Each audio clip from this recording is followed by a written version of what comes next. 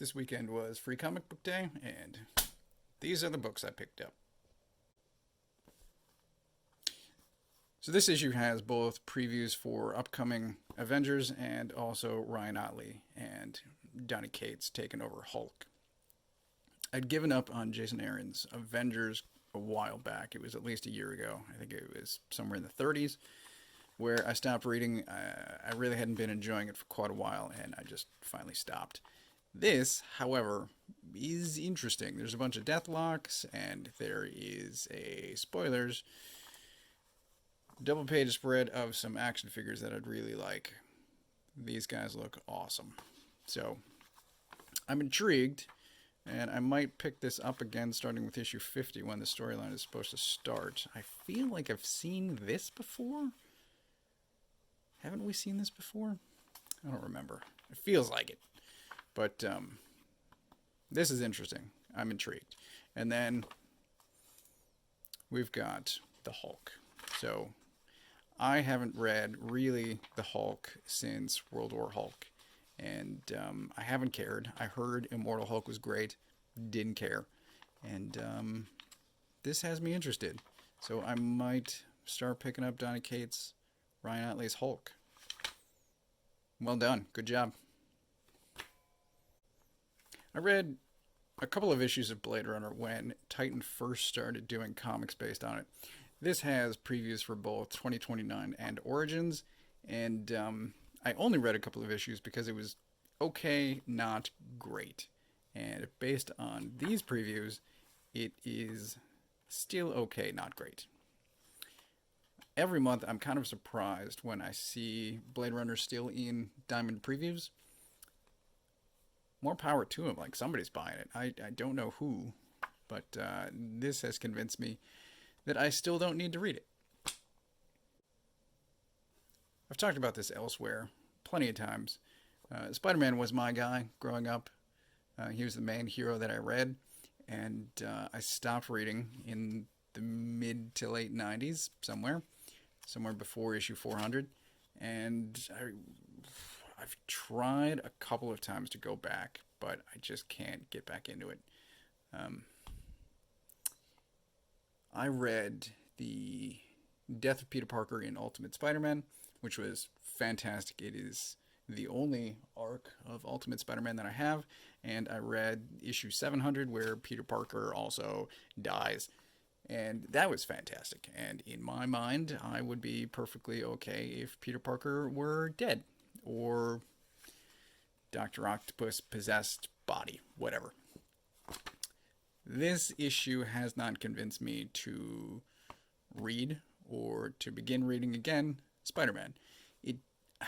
I do find it interesting how Marvel keeps trying to convince people that Patrick Gleason is somehow a new artist and that he wasn't drawing Batman and Spider-Man for years.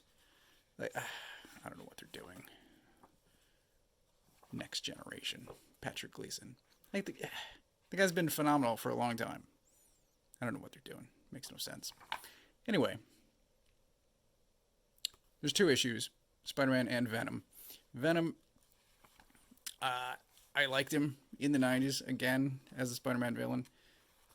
I was kind of confused when, in Dark Avengers, the symbiote was taken over by Scorpion. It was okay. I like the Dark Avengers in general, but I really haven't paid any attention to him since I tried with Extreme Carnage and didn't care at all.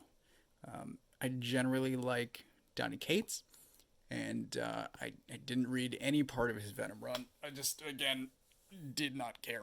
And now they're turning him into some sort of symbiote-based Nova Force, and it's like, fine. Okay. He comes from space. Send him back to space. Sure, whatever. I just don't care. And there's also a preview for Daredevil.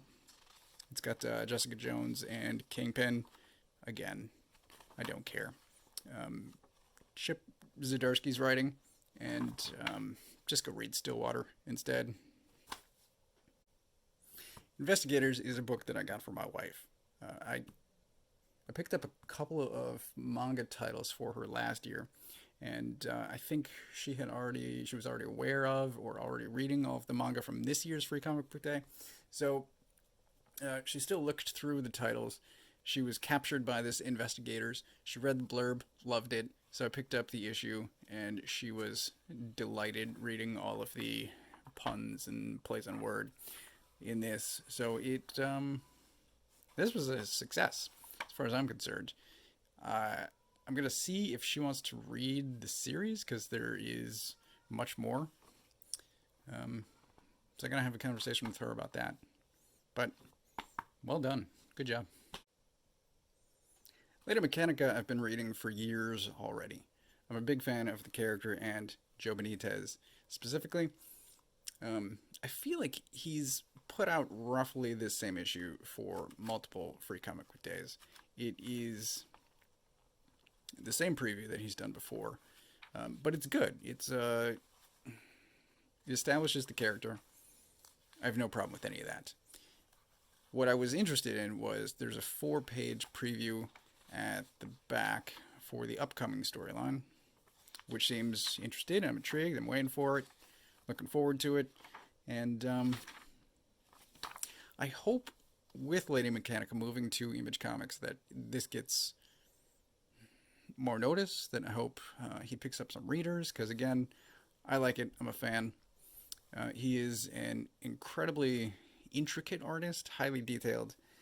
Not the fastest. Not that I have a problem with that, but it's really well written, well done, and I think sometimes, artists that start writing their own stuff, people give them shit. They have low expectations, and it's good.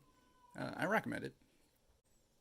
Stray Dogs, I've heard plenty of good things about it. I never picked up an issue though, and that's on me because I read this and it is fantastic. And now I'm going to get the trade that's coming out very soon, Winter 2021. Very well done.